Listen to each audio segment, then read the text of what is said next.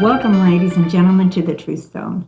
My name is Jan Larry, and today we have Pastor Jermaine Concepcion with us, and he's going to give a little background history about how Jesus Christ got a hold of his life, and really how long has he been with Christ. I came to the Lord probably about little over 10 years ago. And when Jesus Christ came into my life, I was in a very broken place in my life. And what actually was going on was I was involved in a lot of just drug dealing and, a lifestyle that was not desirable to live in. And like I said, I was in a very broken place.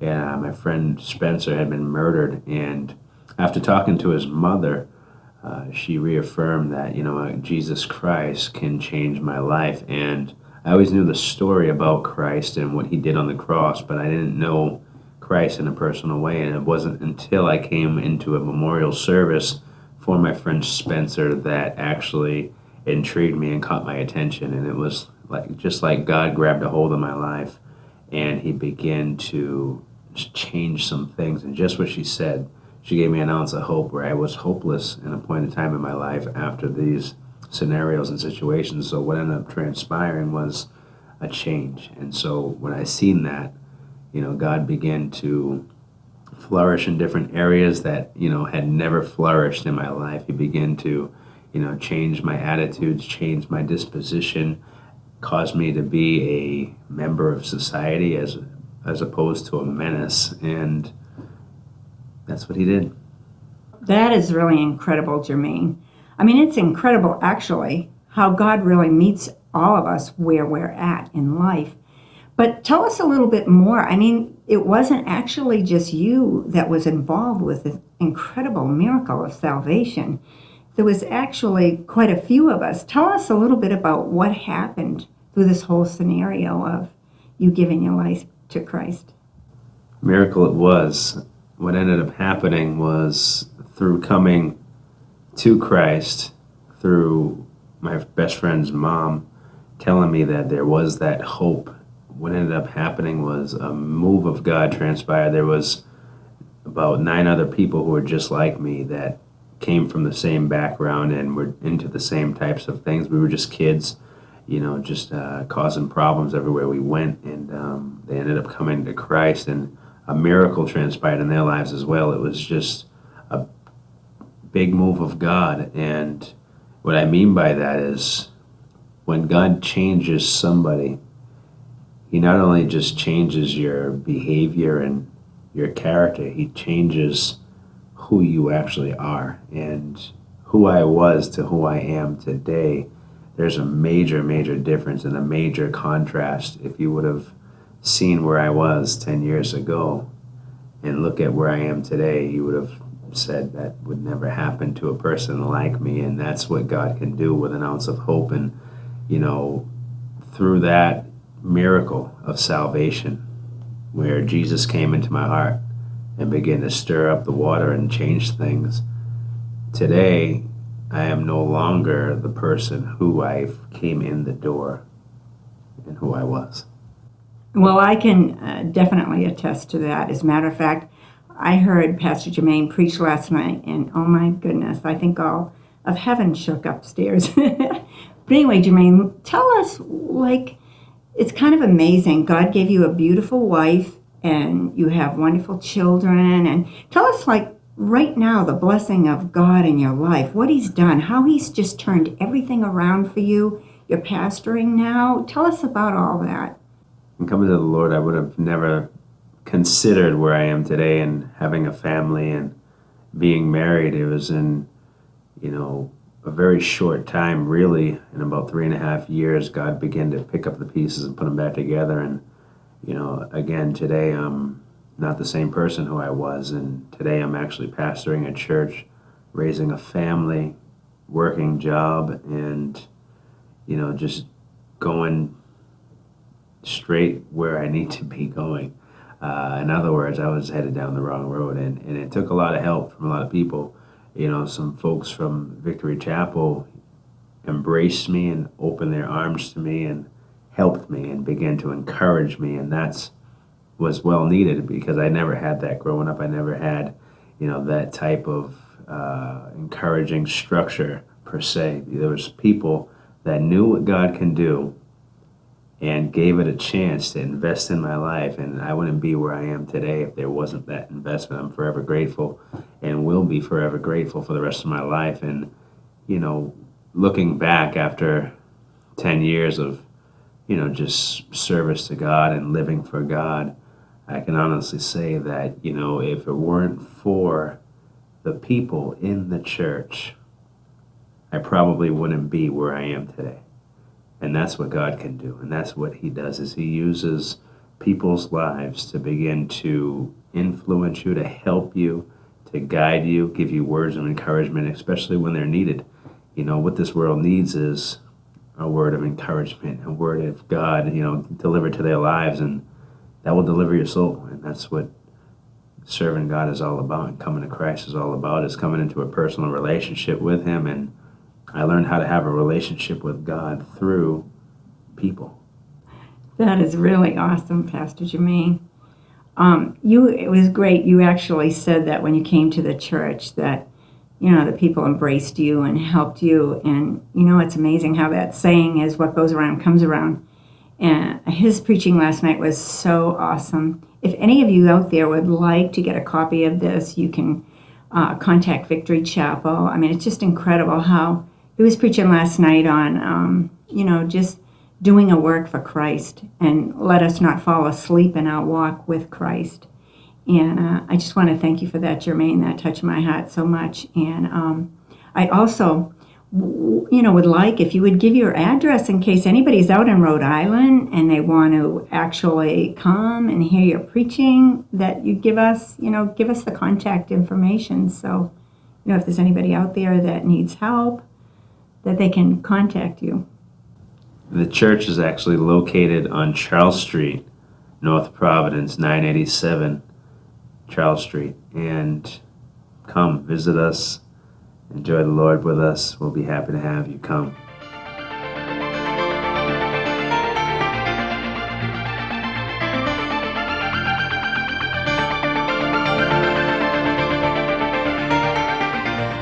And for our second testimony, we have Robin Farnsworth with us here. And Robin goes way back with the church and has an absolute incredible testimony about, sometimes when it seems like everything in your life goes wrong, how to find Jesus Christ through all that. So Robin, why don't you give us a little background history about how you became a Christian, how God got your attention, where you were coming from, and really how long it's been since you've been a born-again Christian.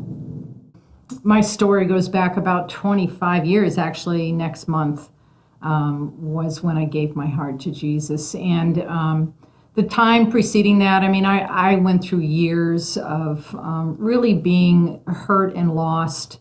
Came from a really, broken home. My mother had lost a child. She became mentally unstable. My dad became an alcoholic and left home at a young age, a lot of drinking and drugs. And to make a long story short, by the time I was in my 20s, I had these two little boys, and I had ruined one marriage, and my drinking started to really pick up and increase. I was drinking alone.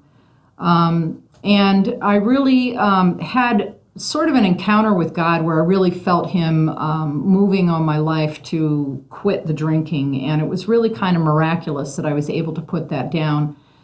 And at that time, there were some women that started inviting me to Victory Chapel. Come on, Robin. And I was very, very resistant. I was just a real tough, hard chick. And eventually they wore me down. I came to a service one night. I really don't even remember what was said, but when they gave an opportunity at the end of the service, the preacher said, "Who came here tonight looking for Jesus?"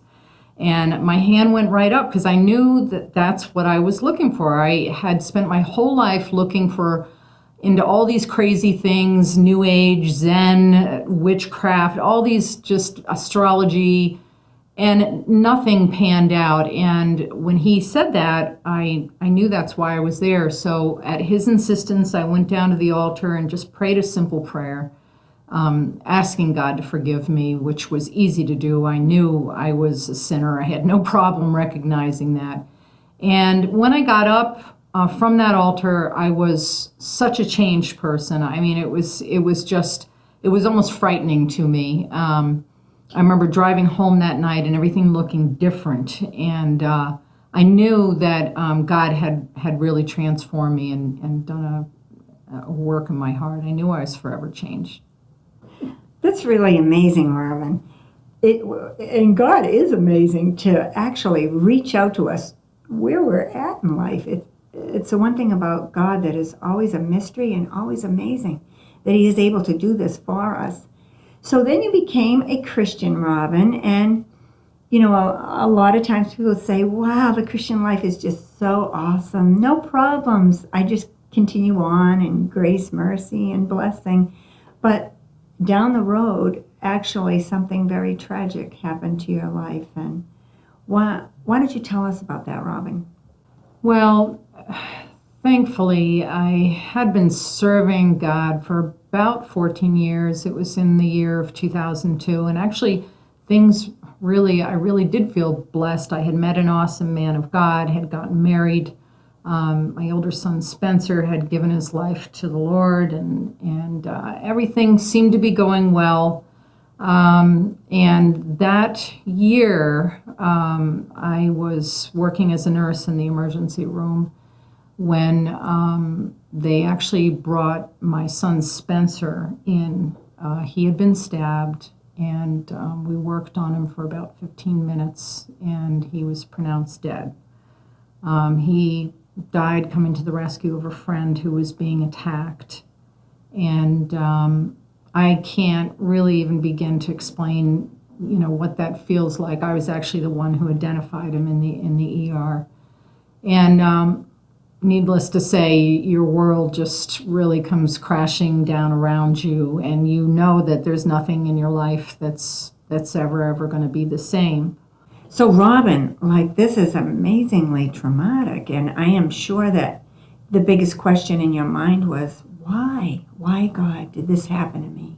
It definitely was, Jan. I have to say the first thing that came into my mind, I remember so clearly, was why. I mean, I almost felt like God and I, you know, Spencer had struggles with things, but I always felt like we sort of had an understanding that God would never cross that line and allow something like that to happen. And it was funny, almost as soon as I asked why, God really showed me that he wasn't going to give me an answer. It wasn't going to be a direct answer. Things were going to have to happen differently. And I really, from that moment, really began to walk a totally different walk with God and see him really in a very, very different way than I'd ever seen him, even though I felt I had a very deep and profound walk with God up until that time. This was going to be learning to see God in a really new way. And it is so true. God is multifaceted, and his intentions toward us aren't always our intentions that we want to happen to us in life. But Robin, you stayed through this so strong, and you're like an inspiration to so many women. I mean, people are in awe that you pressed through this great and just unbelievable difficult time in your life. So tell me, tell all of us really, when you pressed through, what actually was happening in your life that just brought about this joy? I think that, as I said before, thankfully, I had such a foundation laid in my life of God's word, knowing his word, who he was through his word, hearing preaching that was excellent, belonging to being rooted and grounded in a church of believers that were a huge prayer support. So I had so many of these things going for me at that time, so that when this huge tsunami hit my life and really wiped everything away that that was familiar to me, I still was standing on a rock, which is how the Bible describes God, as a rock, as a high tower, a refuge. And even though I didn't feel like God was holding me, I knew enough about who his word said he was. And I remember making this statement about a week, not even a week after my son died, because I could feel a lot of doubt kind of creeping in from other people around me, well-meaning people, just kind of, the attitude was sort of like, well, gee, why would God, let this kind of thing happen? And maybe he isn't everything that you've said he was. And I said, either God is everything he says he is, or he's nothing at all. And I think when God heard me say that, I think he really just was like, all right, and now I can really move, because I wasn't willing to compromise who he is. A lot of times in our circumstances, we minimize God just so we can explain things in life. And I had no understanding whatsoever as to why something like this happened. I knew what the Bible said about who God was, but things did not match up to me. But I found, as I began to walk on this really, really painful, kind of dark journey for a while, that I knew that God was with me, and I knew it was critical for me to be able to hear him and to get guidance from him and direction. Literally, almost every step, there were days where it was exhausting. I just felt like I really needed him to guide my mind, my thoughts, my words. Sometimes I was alone too much, sometimes out too, he was so, this is a character of God that is just so amazing, that he is so involved in our lives, that he would order the Bible says the steps of a righteous man are ordered by God, and he really does. When we walk in obedience to him and hear him, he will guide every step of your life. And I really experienced that for a long time. Robin, it's absolutely incredible too, because all of us know that when you went to the trials and the court system, you actually forgave the people that, came against your son. Tell us about this. Yeah, that really was a decision that God dealt with me on almost immediately. I remember very distinctly, as the sun was coming up on the same morning that Spencer died, God really dealing with me on the issue of forgiveness. And it was a simple yes-no question to me. It was very cut and dry. Would you forgive?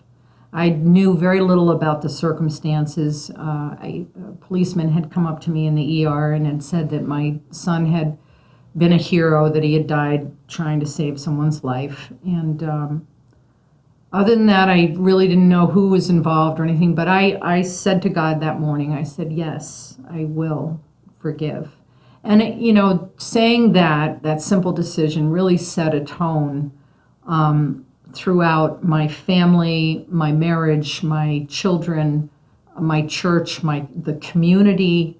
It really, the ripple effect was amazing on that. And the trial came a year and a half after Spence died, and the defendant was charged with first-degree murder, and it was very clear, by then, everything that had transpired and gone on. And the trial took about 2 weeks before he was found guilty of first-degree murder. And at his sentencing, they allow that's called a victim witness impact statement. And I was allowed to stand up and give my statement. And I read from something I wrote, saying that I forgave this young man, and explaining what forgiveness was, God's forgiveness, and also telling him that what he really needed was to know God's forgiveness. And I remember even saying that even though he was going to spend the rest of his life in prison, he could know a freedom that was greater than a lot of people who were out on this side of the bars would know. And it was very powerful. It was very powerful. There were court, bailiffs who were weeping. There were, people that were really stunned that I was able to do that. But God totally put that in my heart. In fact, he even really put a love in my heart for all 6 of the defendants, including this young man. Jesus Christ is really using Robin today. As a matter of fact, she's going to tell us a little bit about our website and what actually is happening there. And I want to also thank all of you for tuning in to The Truth Zone. Well, God started to speak to me about telling this story maybe 3 years ago, 2 years ago. And one of the ways I decided I could tell it was by building a website. It's called spencersmom.com. And if you go on the website, you can see the story. I have a page called Transform Lives where you can read about Pastor Jermaine and many of the other young men and women that came to know Christ through Spencer's life and death. And it has a lot of the story on it. It also has a page called Hope with resources on it for parents who have lost children. I have a real heart for especially moms that have gone through the loss of a child. It's such an incredible, significant loss. I really like reaching out to other parents. And I write a blog. I try to keep up with it about every 10 days or so. I write something new. So, so if you want to know more about the story, that's spencersmom.com.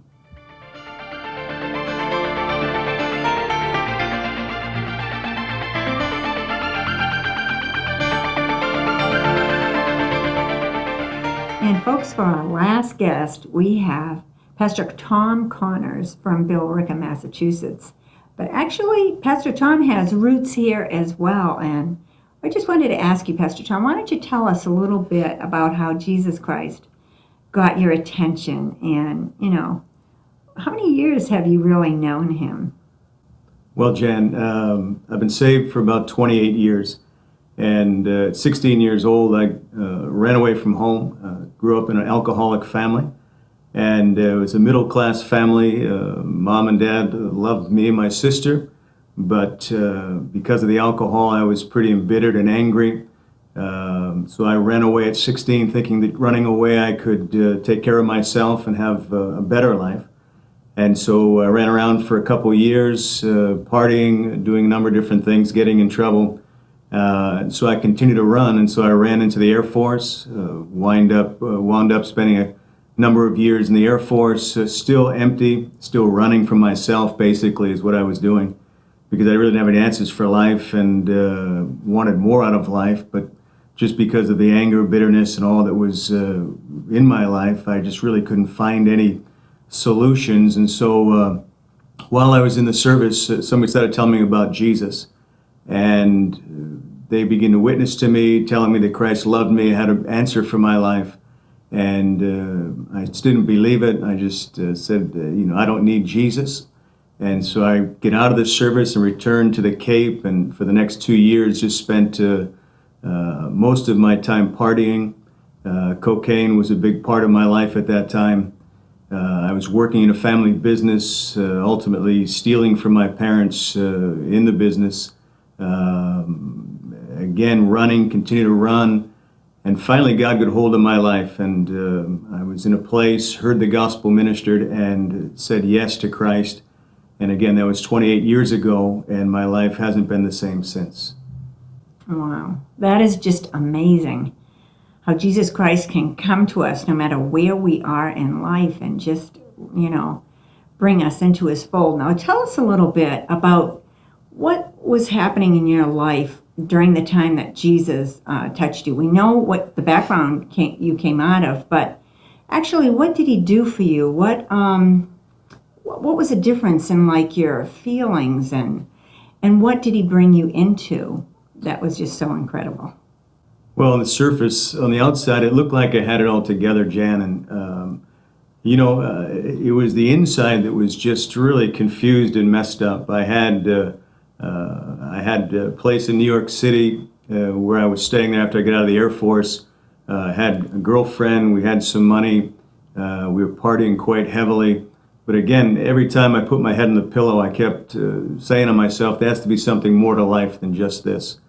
I had friends that were, well off, owned businesses, and yet lives were falling apart, marriages falling apart.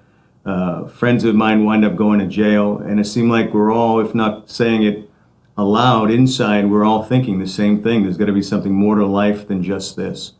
And so I guess what Jesus did is when I finally slowed down and God got hold of me and I said yes to Jesus, that he showed me that there was something more to life than just living for yourself, living to make money, living for relationships. And when I came into relationship with Jesus, that's when everything began to come together. And I had a real purpose for life and an understanding of the love of God and what God had in store for my life. He began to reveal things little by little. That's incredible, because what you were just talking about is really what most of the people in the world actually go after. Those are the major things that people actually go after. So tell us now, you're married, you have children. Tell us all about this. And you're preaching now.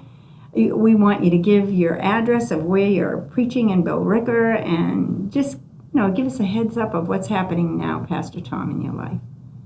Well, yeah, Jan, life just really made a 180-degree turn when I gave Jesus my life. Met my wife in church, and we've been together for the past 27 years, and God is just doing great things. My oldest boy, he pastors a church in Troy, New York.